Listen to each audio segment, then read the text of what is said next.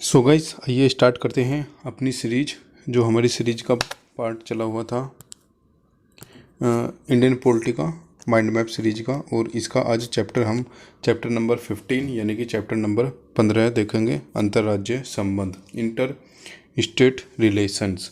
So guys, कुछ दिनों से वीडियो अपलोड नहीं हो पा रही थी, उसके लिए सॉरी।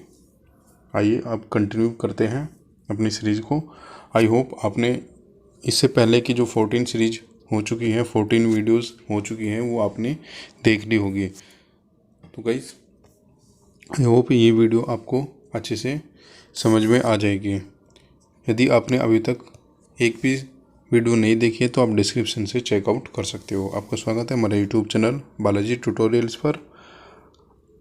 गाइस, यदि ये वीडियो आपको पसंद आती है तो हमारे चैनल को सब्सक्राइब कीजिए, वीडियो को लाइक कीजिए, कमेंट कीजिए और ज़्यादा से ज़्यादा शेयर कीजिए। आइए स्टार्ट करते हैं आज की वीडियो को। Inter state relations chapter number 15। So guys, हमारा चैप्टर नंबर है 15। आइए देखते हैं इसको। चैप्टर नंबर 15, अंतर्राज्यीय संबंध यानी कि इंटर स्टेट रिलेशंस। ठीक है, आइए देखते हैं इसके अंदर क्या होता है। ये क्या दिया गया है, परिचय दिया गया है। इसके सबसे पहले परिचय के अंदर क्या बताया, इंट्रोडक्शन के अंदर, कि सफल संघीय प्रणाली सामंजस्य पूर्ण संबंध पर निर्भर करती है। ठीक है, इसके अंदर क्या बताया गया है कि केंद्र व राज्य के मध्य, यानी कि केंद्र व राज्य के मध्य संबंध और राज्य व राज्य के मध्य जो संबंध होते हैं उसकी डिटेल्स दी गई है। ठीक है, इसके अंदर क्या होता है, एक अंतर्राज्यीय जल विवाद, यानी कि जो इंटर स्टेट यानी कि दो स्टेट्स के बीच में जल विवाद होता है, इससे संबंधित और कुछ अलग अलग पॉइंट्स आएंगे, उसके संबंधित हम देखेंगे कि दो स्टेट्स के बीच में किसी डिस्प्यूट्स पर क्या क्या डिसीजन लिए गए हैं या फिर क्या क्या पावर्स किसको दिए गए हैं। ठीक है, आइए देखते हैं इसके अंदर क्या होता है।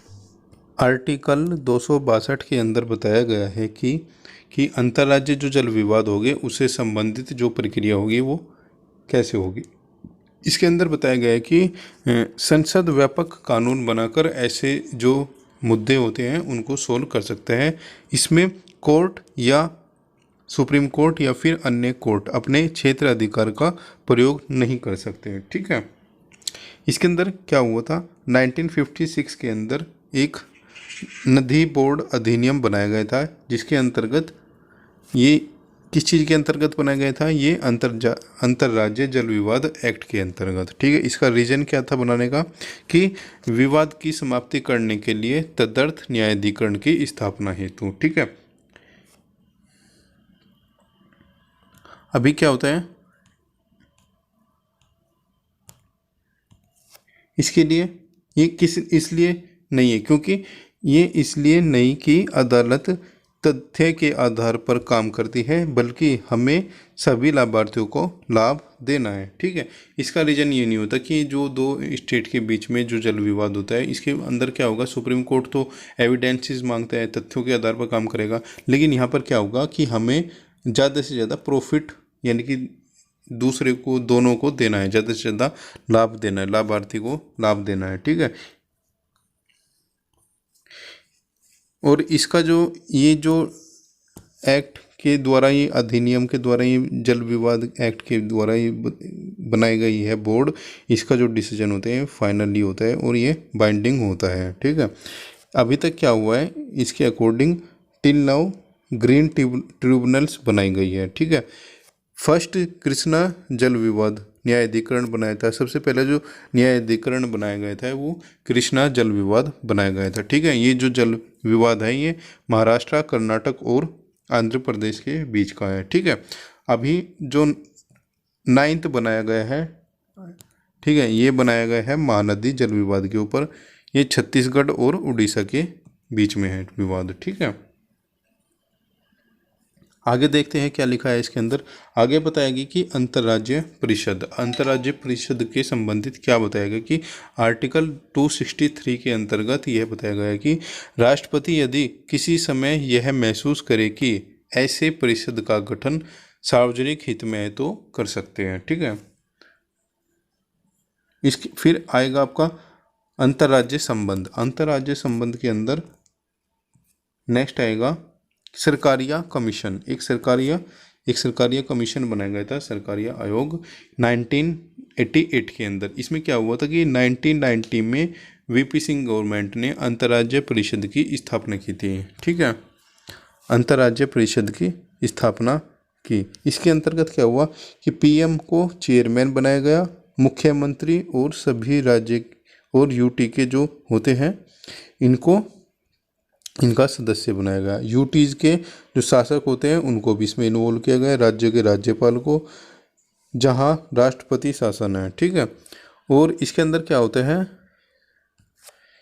6 कैबिनेट स्तर के मंत्री होते हैं। ठीक है, इसके अंदर जो कैबिनेट स्तर के मंत्री होते हैं उनको इन्वॉल्व किया जाता है, जैसे कि आपके गृह मंत्री और 5 अन्य मंत्री कैबिनेट और स्थायी आमंत्रित सदस्य होते हैं। ठीक है, इसके अंदर यानी कि जो हमने अभी पढ़ा है, सरकारी आयोग ने जो रिकमेंडेशन की थी, ठीक है, अंतर्राज्यीय परिषद की स्थापना की, इसके अंदर ये सब होते हैं। ठीक है, आइए देखते हैं आगे इसके कार्य क्या होते हैं। अंतर्राज्यीय जो ये परिषद होती है इसका कार्य क्या होता है, ऐसे विषयों पर अन्वेषण यानी कि इन्वेस्टिगेशन करना तथा विचार विमर्श करना जिनमें राज्यों अथवा केंद्र का हित साझा हित हो, यानी कि केंद्र और जो राज्य के हित हैं उनके लिए।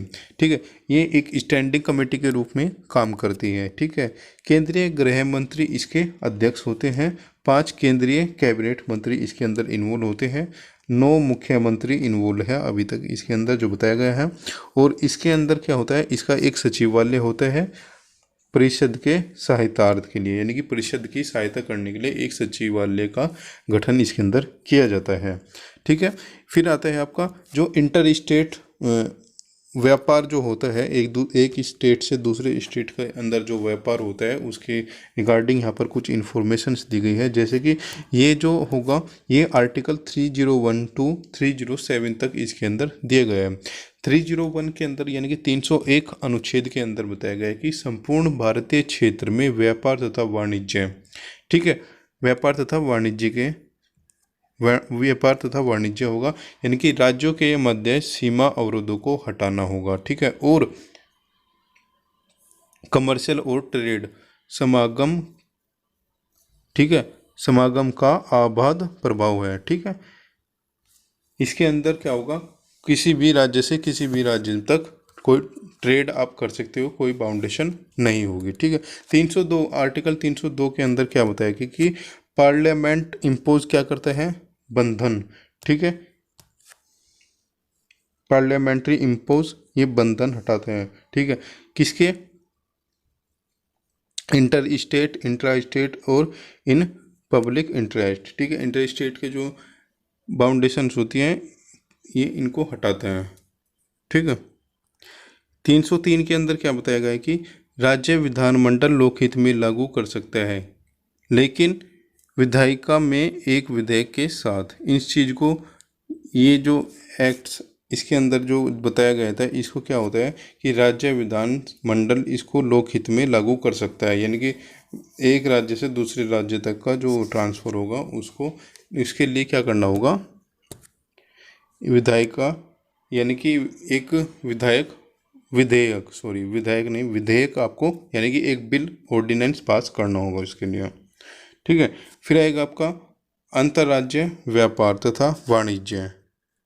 अंतर्राज्य व्यापार तथा वाणिज्य, अंतर्राज्य जो ट्रेड होती है उससे संबंधित 304 के अंतर्गत इसमें क्या बताया गया है कि दूसरे राज्य से आयात अच्छे, यानी कि दूसरे राज्यों से जो आयातित अच्छे कराधान होंगे वैध हैं, वो वैध होगा, बेशर्ते यह भेदभावपूर्ण न हो, यानी कि जो एक स्टेट से दूसरे स्टेट का जो ट्रेड होगा उसमें कोई ऐसा ट्रेड नहीं होना चाहिए जो भेदभावपूर्ण हो। ठीक है, भेदभावपूर्ण न हो, और बिक्री कर को तब तक शामिल किया जाए जब तक यह भेदभावपूर्ण न हो। ठीक है, आपने देखा कि आप एक कोई पर्टिकुलर प्रोडक्ट यहाँ पर खरीदोगे, यूपी के अंदर कोई पर्टिकुलर प्रोडक्ट आप दिल्ली के अंदर खरीदोगे तो उसके अंदर प्राइस का डिफरेंस होता है, इसलिए क्या होता है आप मार्केट में कुछ चीज़ें होती हैं दिल्ली से परचेज करके यूपी में सेल की जाती है, तो ये एक किस्म से दूसरे स्टेट से दूसरे स्टेट तक ये ट्रेड ही आता है। आर्टिकल 305 के अंदर क्या बताया गया है? आर्टिकल 305 बोलता है कि हमको स्वतंत्रता होगी। आर्टिकल 3 के तहत क्या? राष्ट्रीयकृत विधियों के अधीन है। राष्ट्रीयकृत ये विधियों के अधीन है, ये सब क्या होगी? राष्ट्रीयकृत विधियों के अधीन होगा। ठीक है। संवैधानिक निकाय, इसके अंदर क्या होगा? कुछ क्षेत्रीय परिषद भी बनाई जाएगी। इसके अंदर कुछ क्षेत्रीय परिषद बनाई जाएगी, जैसे कि कुछ क्षेत्रीय परिषद बनाई जाएगी, जैसे कि संवैधानिक निकाय कुछ बनाई जाएगी। संविधान द्वारा स्थापित नहीं है, जो कि स्थापित नहीं, इसका गठन संसद के द्वारा अधिनियम बनाकर किया गया है। ठीक है। राज्य पुनर्गठन अधिनियम 1956। ठीक है। इसके अकॉर्डिंग इसमें क्या बताया गया है? ये स्टेट रिकमेंडेशन एक्ट जो 1956 में आया था, इसके अंदर क्या बताया गया कि हमको एक क्षेत्रीय परिषद का गठन करना चाहिए। क्षेत्रीय परिषद का गठन करना चाहिए, जो कि आपकी ये 5 क्षेत्रीय परिषद हैं, जैसे कि आपको उत्तरी क्षेत्र, मध्य क्षेत्र, पूर्वी क्षेत्र, पश्चिमी क्षेत्र और दक्षिण क्षेत्र। यानी कि आप इसको एक किस्म से आप इसको अगर जो शॉर्ट में देखो कि यदि आप जो कैंडिडेट एसएससी के एग्ज़ाम्स देते हैं उनको आप ये ईजिली याद हो जाएंगे, क्योंकि जितने भी एसएससी के लगभग जो रीजनल ऑफिस होते हैं वो इन्हीं सिटीज़ के अंदर है, ये ही आपके मेन सिटीज़ होते हैं। ठीक है। क्षेत्रीय जो काउंसिल होती है उनके, यानी कि जो एसएससी का रीजनल जो ऑफिस होता है, आप बोल सकते हो कि आपकी जो क्षेत्रीय परिषद है उन्हीं के अंदर स्थापित किया गया है। एक दो तो ऐसा हो सकता है जो अदर हो सकता है, जैसे कि NWR, ये चंडीगढ़ के अंदर है, या फिर जयपुर वगैरह है, उनको छोड़कर। लेकिन आप बोल सकते हो कि जो एसएससी का जो रीजनल हेडक्वार्टर होता है ये आप क्षेत्रीय परिषद के अंदर ही होता है। ठीक है। ये तो बस एक याद करने की ट्रिक है और कुछ नहीं है।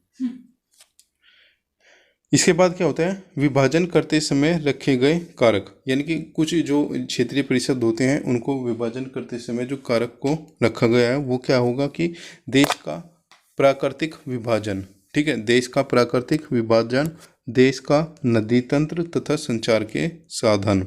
ठीक है। सांस्कृतिक तथा भाषाई संबंध क्या होंगे?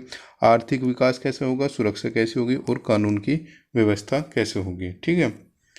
इसके अंदर क्या होगा? आपको पूर्वोत्तर परिषद, एक पूर्वोत्तर परिषद का इसके साथ गठन किया गया है। इसके अंदर क्या बताया कि पूर्वोत्तर के विकास के लिए एक पूर्वोत्तर परिषद का गठन किया जाए, जैसे कि पूर्वोत्तर परिषद अधिनियम 1971 के द्वारा एकीकृत समन्वित क्षेत्रीय योजना, यानी कि पूर्वोत्तर का जो क्षेत्र होगा उसकी जो योजनाएं बनाई जाएगी वो पूर्वोत्तर परिषद के द्वारा बनाई जाएगी। ठीक है। जैसे कि आप ठीक है, जैसे आप बोल के देखो, जैसे कि आपका सपोज करो जैसे नोएडा है, नोएडा के अंदर जितना भी डेवलपमेंट का काम होगा वो नोएडा अथॉरिटी बनाएगी। एक किस्म से आप बोल सकते हो कि जो नोएडा जितना सर्कल एरिया नोएडा के अंदर आता है उसकी जो डेवलपिंग अथॉरिटी है वो नोएडा है। ऐसे ही हम कह सकते हैं कि जितने भी आपके पूर्वोत्तर स्टेट हैं, नॉर्थ ईस्ट के स्टेट है, इसके लिए जो डेवलपिंग अथॉरिटी होगी वो आपकी ये होगी नॉर्थ ईस्ट काउंसिल। ठीक है। इसका जो गठन किया गया था ये 1971 में किया गया था। इसके अंदर जो नॉर्थ ईस्ट के अंदर जो जितने भी स्टेट आएंगे वे आएंगे आपके असम, मणिपुर, मिजोरम, नागालैंड, त्रिपुरा, मेघालय, सिक्किम। ठीक है। तो गाइस ये एक छोटा सा चैप्टर था इंटर स्टेट रिलेशंस, अभी हमने देखा ये। आई होप ये आपको इजीली समझ में आ चुका होगा इसके अंदर क्या होता है। ठीक है। इसके अंदर हमने देखा कि जो जल विवाद होता है, जल विवाद के लिए क्या बनाया गया है, और जो ट्रेड और कॉमर्स होता है एक स्टेट से दो स्टेट, उसके लिए क्या किया गया है, और रीजनल जो डेवलपमेंट होता है, जो क्षेत्रीय परिषद होती हैं देश के अंदर, इनके लिए क्या किया गया है, और पूर्वोत्तर के लिए क्या किया गया है। आई होप ये वीडियो आपको पसंद आई होगी। यदि ये वीडियो आपको पसंद आई तो हमारे चैनल को लाइक कीजिए, सब्सक्राइब कीजिए, शेयर कीजिए, वीडियो को ज़्यादा से ज़्यादा कमेंट कीजिए, और यदि आपने अभी तक कोई पार्ट इस वीडियो का नहीं देखा है तो आप डिस्क्रिप्शन से चेकआउट कर सकते हो। वीडियो देखने के लिए थैंक यू। जय हिंद, जय भारत।